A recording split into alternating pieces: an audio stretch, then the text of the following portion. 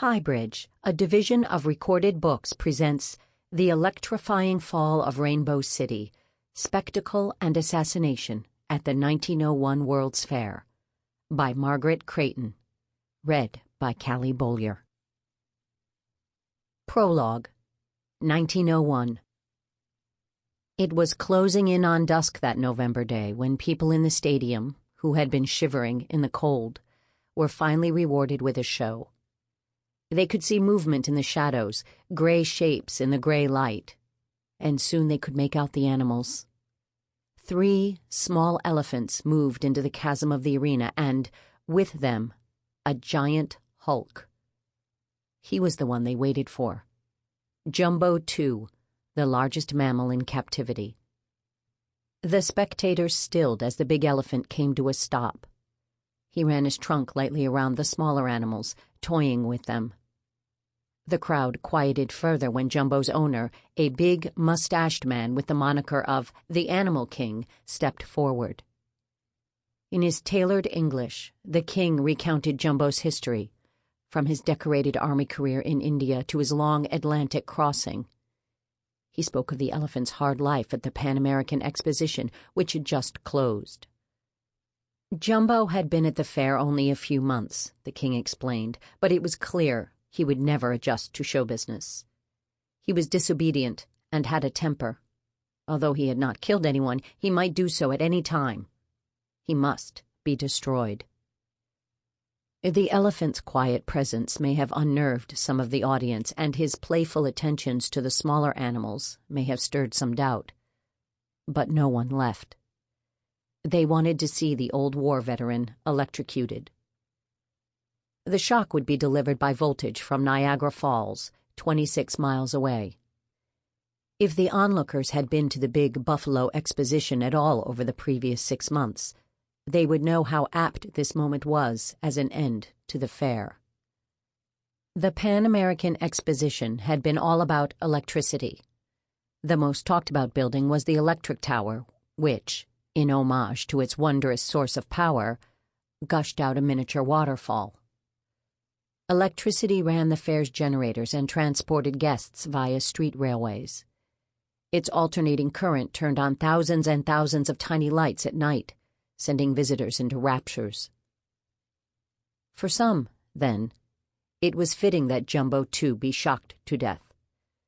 The event would be a supreme act of Western accomplishment. It would harness a natural wonder. It would control a mysterious power, and it would bring down one of Asia's biggest beasts. The elephant's demise would echo some of the most popular shows on the Midway, too. On the Lane of Laughter, as it was called, showmen prodded elks into high-water dives and goaded apes into theatrical performances.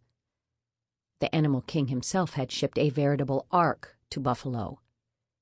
His press agent claimed that every beast, from snakes to lions to bears to monkeys, did his bidding.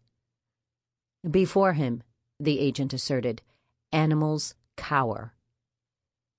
The victory dance that the exposition performed over nature made the Pan American Fair unique. But it was not the only act in its global show of power. Like other fair promoters at the turn of the 20th century, Pan American directors celebrated their idea of civilization. Borrowing Darwin's vocabulary and eschewing his science, they staged a spectacle of development where, at every turn, they taught fairgoers about which sort of humans had advanced and which had not. They chose the progress of the Western Hemisphere as the theme for the fair and signaled how far some nations, namely the United States, had come, and how others, namely Latin American republics, labored to catch up. Art directors had even applied these ideas to the tints they chose for exhibition buildings. At the southern entrance to the show, painters coated exterior walls in barbaric colors and brushed structures to the north with whiter tints. The pinnacle of civilization, at the northern end of the grounds, was the ivory-hued electric tower. The color scheme of the fair earned it the name of Rainbow City. Visitors were urged to hurry to Buffalo to take a last look at a vanishing world. This might be a final chance to meet the Apache Geronimo, who had been brought all the way from his Oklahoma prison. Plains Indians had traveled east by rail from faraway reservations and were reenacting battles and losing the West again, show after show. Filipino warriors had arrived too and were living and performing in a miniature native village. The Philippines was such a new possession that even as the fair opened, American soldiers in the distant Pacific were still killing and dying to assert their sovereignty. The visitors were told to see Niagara Falls before it disappeared. Word had it that even the mighty world wonder could be threatened. Engineers had been drilling tunnels through its broad cliffs to produce the miracle of electric power. But what would be the result? The thunderous cataract might be reduced to a rock ledge and a trickle of water.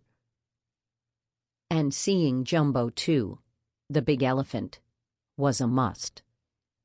There he stood, motionless in the dark stadium as attendants circled around him with wires.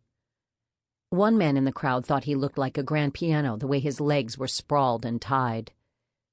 The animal king claimed that the elephant knew something was about to happen. "He's crying like a baby," he said. The king may have been right. Maybe Jumbo did sense something was up. Maybe the elephant sensed that everybody there, including the man at the power switch, was in for a big surprise. The Pan American Exposition that featured the veteran elephant opened its gates in May 1901. Buffalo joined an illustrious set of cities that had sponsored similar events during what would become known as the Grand Era of World's Fairs. Begun in 1851 with London's Crystal Palace, expositions had, by the 1890s, become colossal social magnets. Those located in Western Europe and the United States flaunted military and industrial power, new technologies, and consumer goods. They became extravagant advertisements for nation-states and, when possible, showcased colonial possessions. Produced by men with big egos and fat wallets, they became sites for superlatives, offering visitors the latest, the best, and the company of the most famous. In 1901, Buffalo hoped it had the formula down. It would borrow displays from earlier fairs, add a novel theme and design, spend big money on a midway, and count on visitors, millions of visitors. The Queen City of the Lakes, as it was known, also offered visitors Niagara Falls, just a trolley ride away. Some folks in this determined metropolis dreamed that the Pan American Exposition of 1901 would be the biggest fair of the age, more popular even than Chicago's extravaganza in 1893. The United States had pulled itself out of a grinding recession, and more people had pocket money. There was the new century to celebrate, too. Rainbow City would bring the country into the 1900s with dazzle and pomp. If it performed as promised, the exposition would also allow Buffalo to finalize its grand potential. The city had always had ambition, it seemed, but needed a push to achieve greater prominence. Maybe it was playing second fiddle to New York City, the urban behemoth to the southeast that humbled it time and again, or the fact that the halcyon days of the Erie Canal had passed. Or perhaps the challenge rested with residents, who believed their big city was more of a way station than a destination. As one of them put it, Buffalo was such a convenient stopping-off place from north to south and east to west. In 1901, city leaders had no patience for such humility. It was time for Buffalo to think big. When it debuted in May 1901, the Pan American Exposition portended nothing but success. Despite wet weather, hundreds of thousands of people flocked to western New York in early summer and praised the fair's architecture and fountains, its sparkling tower, and especially its nighttime illumination. They marveled at the latest wonders of American might and ingenuity and, for the very first time, came face to face with exhibitors and guests from Cuba, Mexico, and even Argentina and Chile. They found the ridiculous, raucous Midway irresistibly charming. The exposition attracted such enthusiastic patrons that some local fans trekked to the fair over and over again. One Buffalo schoolteacher walked through the fair's front gates on more than 30 separate occasions. There were critics, of course. Some observers balked at the fair's design. Others were underwhelmed by the color scheme, and there were people on display, in the Midway, who acted out. They protested their part in the show, sometimes publicly and sometimes quietly, in ways that only those with eyes or ears alert to such things would notice. At least 2 of them had come to the United States not to celebrate the nation's imperial plans, but to undermine them by force. But, looking back, these were all minor disruptions, nothing compared with what happened in the fall. It was in September, as the weather cooled, that desperation took hold. It possessed a slight, brown-haired man who had come to the fair from Ohio. Compelled by illness and personal pain, this man, who went by the name of Fred Neiman, signed into a Buffalo lodging house. Laid off from a factory job, Neiman saw himself as a casualty of the country's industrial progress.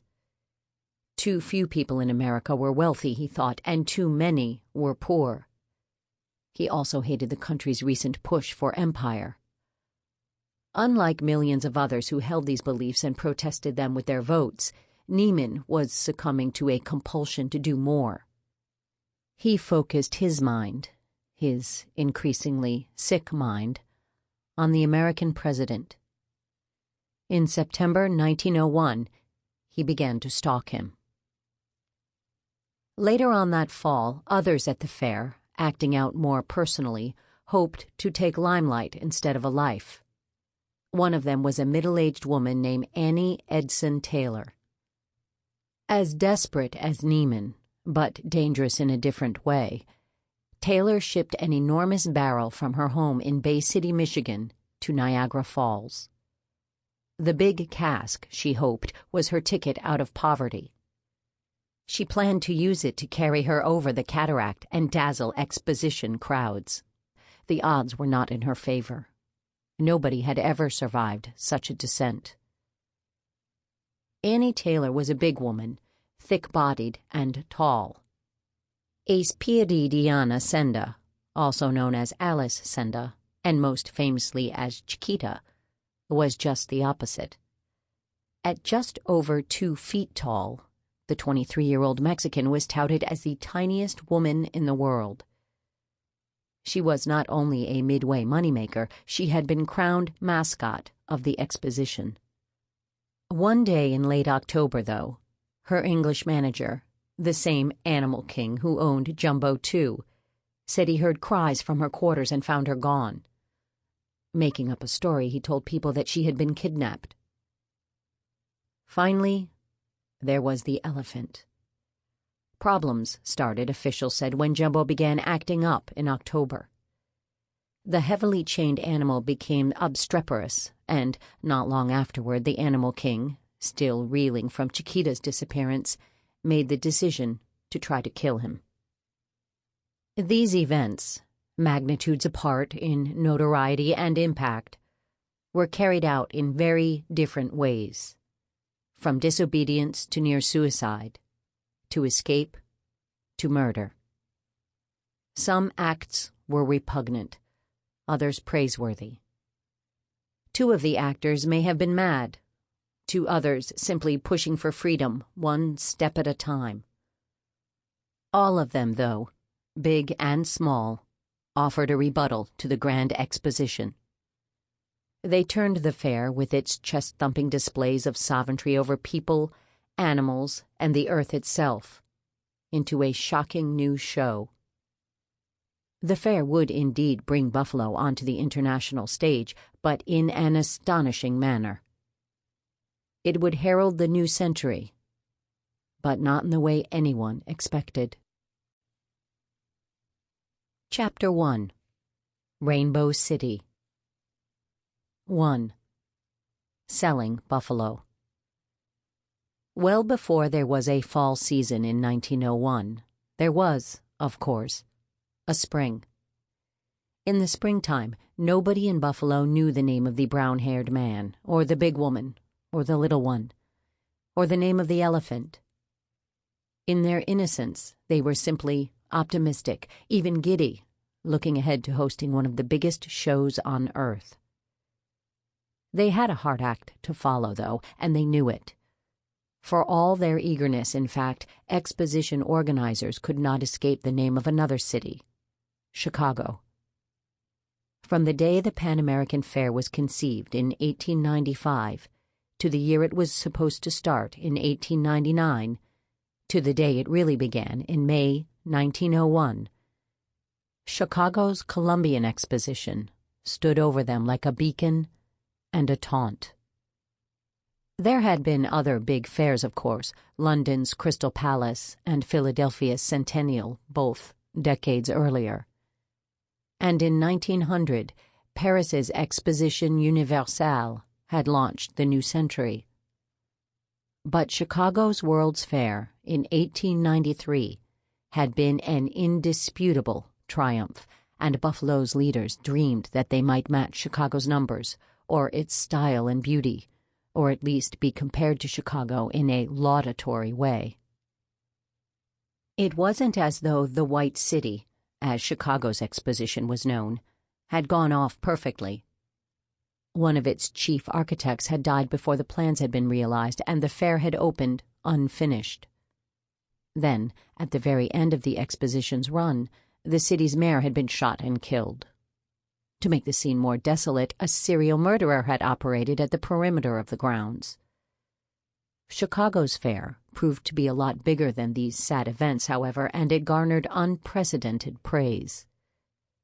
The White City, people said, inspired new industry, technology, and trade. It generated national discussions about modern architecture and art and city planning, and it had recorded more than 27 million visits. Yes, some would confuse the number of visits with the number of people and make preposterous claims, but it didn't really matter. Any way you added it up, Chicago had been breathtaking. Omaha, Nebraska, held the most recent fair in 1898. Known as the Little White City, it borrowed Chicago's colors.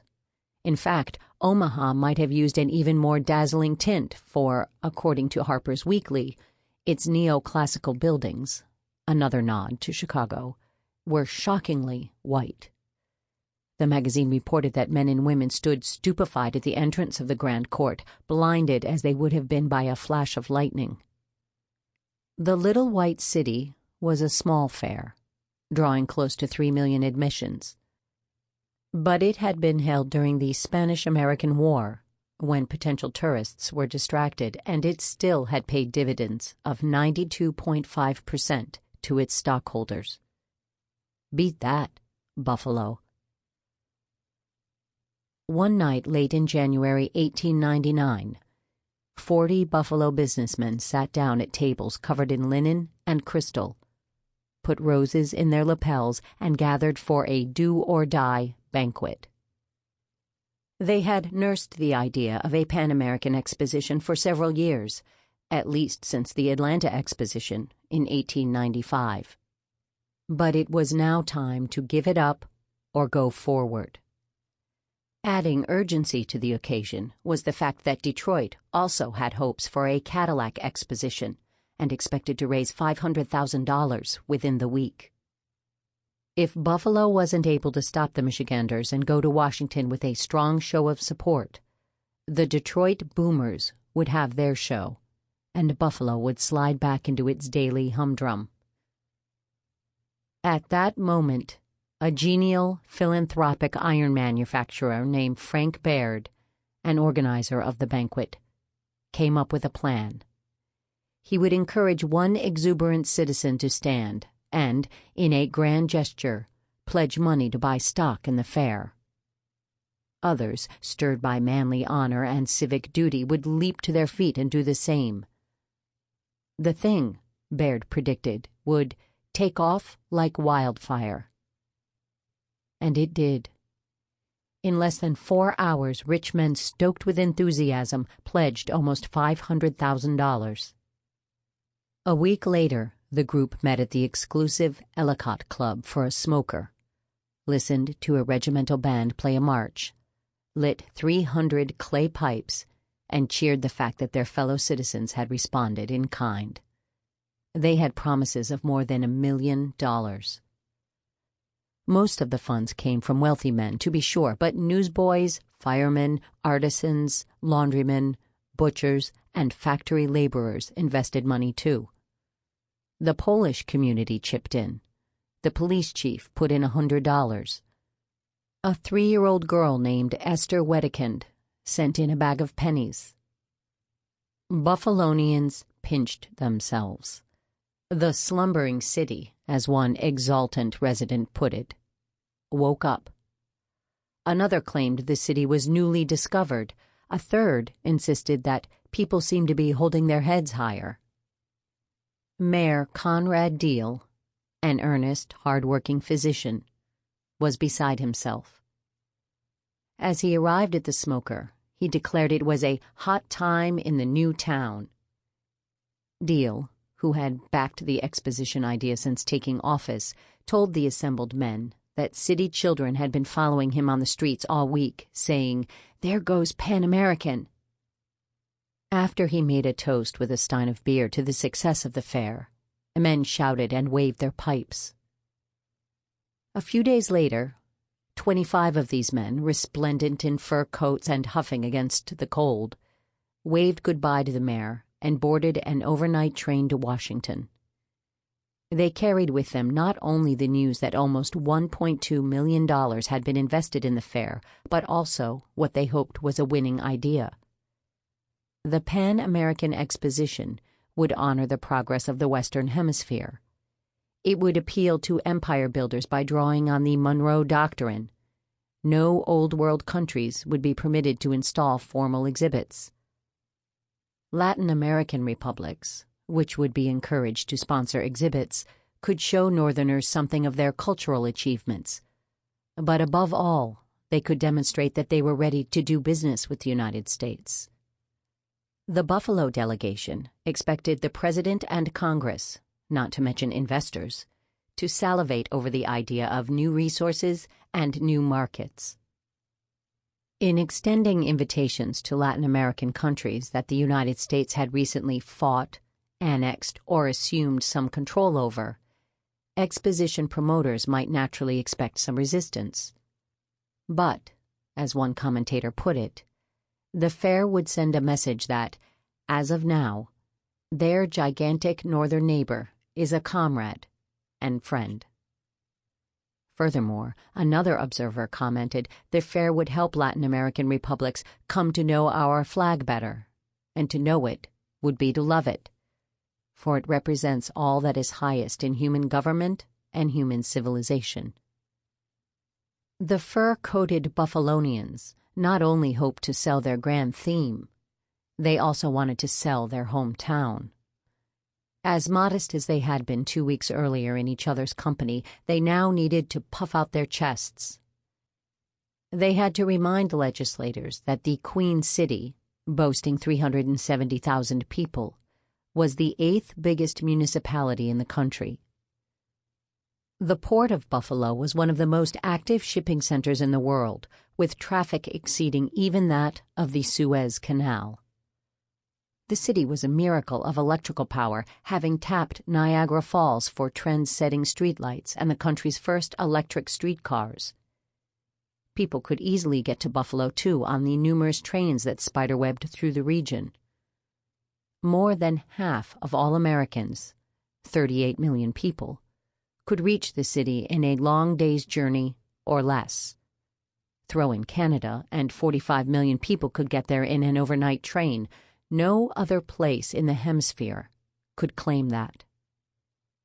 The delegates also had to remind congressmen that their city had cultivated men of education and ambition, including 2 American presidents, Millard Fillmore and Grover Cleveland.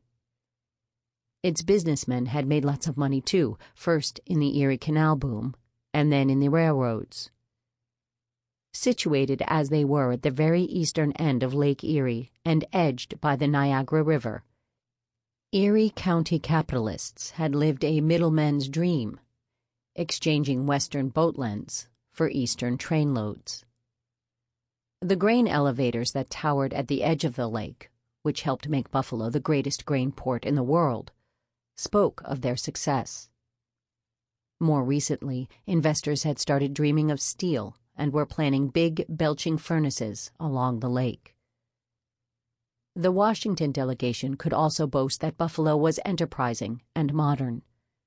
Its tallest buildings were designed by some of the country's best-known architects, such as H. Richardson and Louis Sullivan. It had a green string of Olmsted parks. Its grand thoroughfare, Delaware Avenue, was arched with elms and chestnuts and anchored by imposing mansions built of every material deemed fashionable, sometimes in the same facade. And it had more asphalt streets than any city in the country. Passengers in other places suffered shattered nerves as they lurched over stone or gravel streets. But Buffalo residents enjoyed smooth, quiet rides.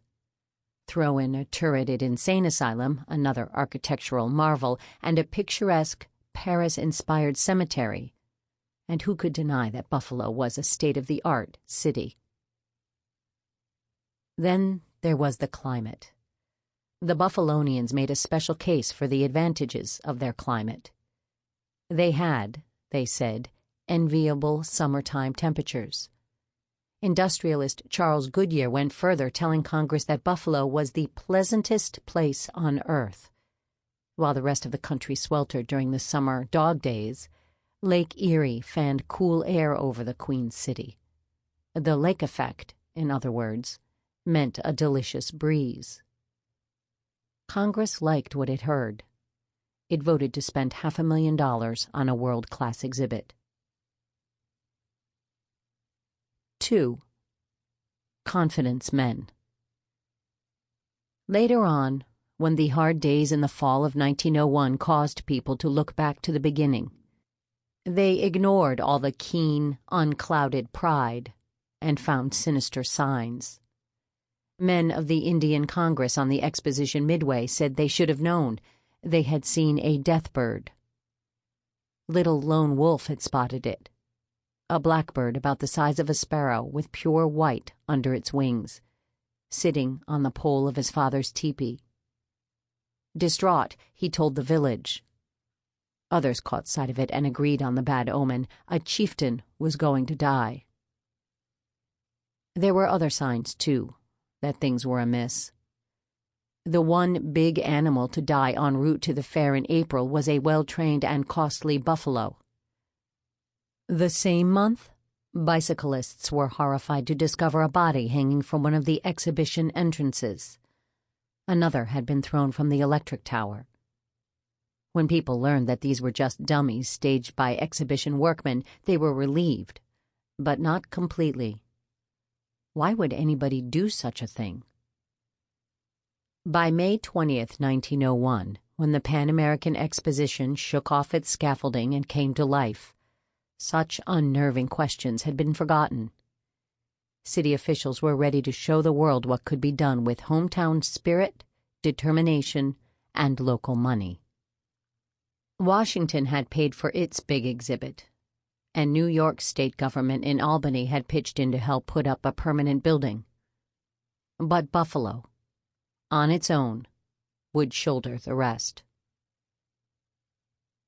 Exposition directors hoped for a bigger crowd than Chicago's on opening day.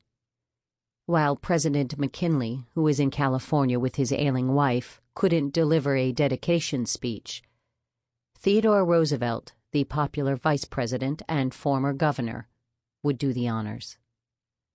The weather worked miracles. As dedication day unfolded, low-lying mists lifted Rainbow City's pinnacles and spires into the air and delivered Sample complete. Ready to continue?